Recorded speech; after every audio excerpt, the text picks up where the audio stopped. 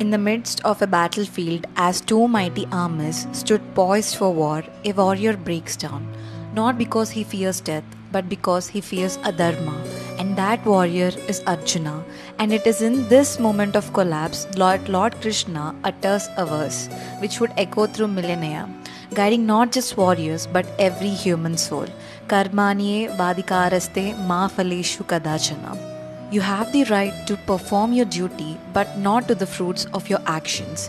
Let's unravel this timeless teaching not as scholars but as seekers. Every day, we too stand on a battlefield, not of Kurukshetra, but of choices, distractions, temptations, and fears. We work hard, we hustle, we dream of success, fame, money, and recognition. But when these things don't go our way, what happens? Frustration creeps in, doubt clouds our mind, we start questioning our worth, and this is where Krishna's wisdom steps in.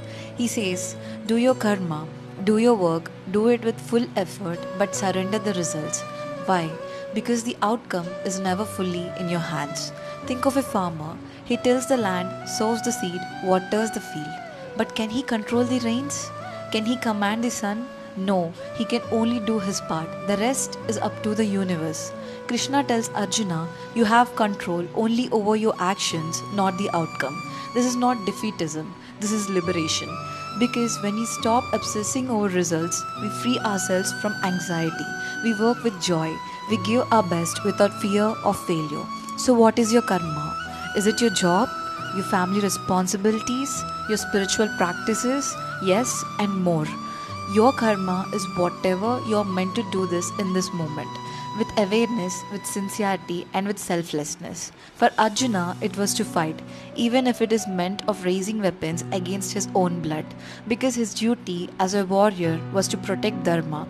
Sometimes duty feels heavy, sometimes it conflicts with emotion, but Krishna reminds us Nishkama Karma. Action without attachment to the results is the purest offering that a human can ever give. Let's clear a common confusion. Detachment doesn't mean carelessness. It doesn't mean you stop trying. It means you should stop clinging. Do your best, put your heart into your work, but don't let your happiness depend on the reward. Be like sun. It shines regardless of whether someone praises it or curses it. True detachment makes you more powerful because you are no longer a puppet to the outcomes. Just imagine working not for rewards but with the sheer joy of creation. Loving not to be loved but because it's your nature to love. Giving without expectations. Living without fear. This is what Karmanye Vadikaraste invites us into. A life of freedom, a life of purpose, a life where the journey matters more than the destination. And here's the secret. When you detach from the outcomes, often the outcomes come anyway. Let me tell you a story. There once was a sculptor who worked for years carving a beautiful idol of Krishna. Each day he worked with devotion, chiseling every detail with love. One day the king visited and was awestruck. Who is this sculpture for? The king asked. The sculpture said, no one. I made it for Lord Krishna. If someone wants it, they can have it. If not, it belongs to the divine. The king was so moved, he commissioned the sculptor to build temples across the kingdom. That's the power of detached effort. It shines so purely, it attracts blessings without seeking them. So today, as you step into the world, remember Krishna's words. Do your duty. Pour your heart into every action. Let go of results. For in this letting go, you rise above fear.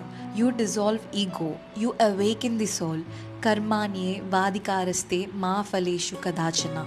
You are the sculpture of effort, not the owner of the outcome. And in that truth lies your freedom. If this message moved you, subscribe to the Gita Journal for daily stories, timeless wisdom, and the magic of our epics. Let's walk the path of Dharma together. This is the day 1 of Gita Gnan. Follow for such more Gita Gnan daily.